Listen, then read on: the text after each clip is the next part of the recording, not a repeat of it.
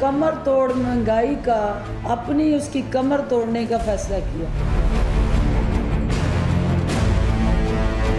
Utility store corporation को हुकूमत की जानिब से 2 अरब रुपए माहाना सब्सिडी फराहम की जा रही है।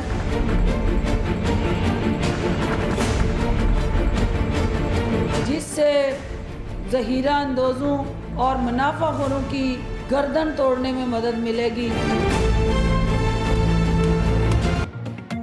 महंगाई पर काबू पाने के लिए 10 अरब रुपए का पैकेज विफाकी काबीना ने मंजूरी दे दी। यूटिलिटी स्टोर्स पर बुनियादी जरूरत की अशिया 10 से 25% कम कीमत पर मिलेंगी। वजीर आजम ने गैस और बिजली की कीमतें बढ़ाने से रोक दिया। काबीना की चीनी की बरामद पर पाबंदी के फैसले की तौसीक कर दी गई। दालों पर भी इम्पोर्ट फीस खत्म करने का फैसला कर दिया गया।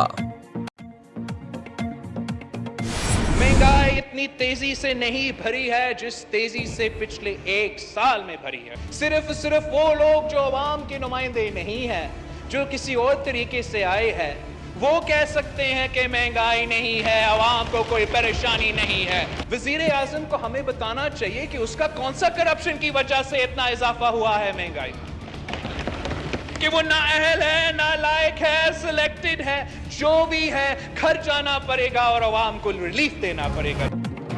वजीर आजम बताएं क्या करप्शन की वजह से महंगाई हुई। बिलावल भुट्टो ने कौमी असम्बली में इजहार ख्याल करते हुए कहा, इमरान खान तो कहते थे कि कर्ज लिया तो खुदकुशी कर लूंगा। हम खुदकुशी का मुतालिबा नहीं करते, लेकिन ये तो मान लें आप नाअहल, नालायक और सिलेक्टेड हैं। हमारा वजीर आजम हमें कत्ल करता है और फिर कहता है कि सुकून सिर्फ कब्र में है, आप घर जाओ ताकि अवाम को रिलीफ मिल सके। चीन में कोरोना वायरस से मजीद 108 अफराद हलाक। जानलेवा वायरस से हलाकतों की तादाद 1114 हो गई। 44,742 अफराद में बीमारी की तस्दीक हो गई। हांगकांग की शहरियों से घरों में रहने की अपील। सिंगापुर में आने वाले गैर मुल्की सयाहों की तादाद में 30% कमी। वजीर आजम इमरान खान कहते हैं, चीन में मौजूद हम वतनों की सलामती और तहफ्फुज़ के लिए फिक्रमंद हूँ। तुलबा समेत हर पाकिस्तानी का खुसूसी ख्याल रखा जाएगा। अगर आपने अभी तक हमारा चैनल सब्सक्राइब नहीं किया तो अभी सब्सक्राइब करें और बेल आइकॉन को क्लिक करके हमारी लेटेस्ट वीडियोस के बारे में अपडेट जानें।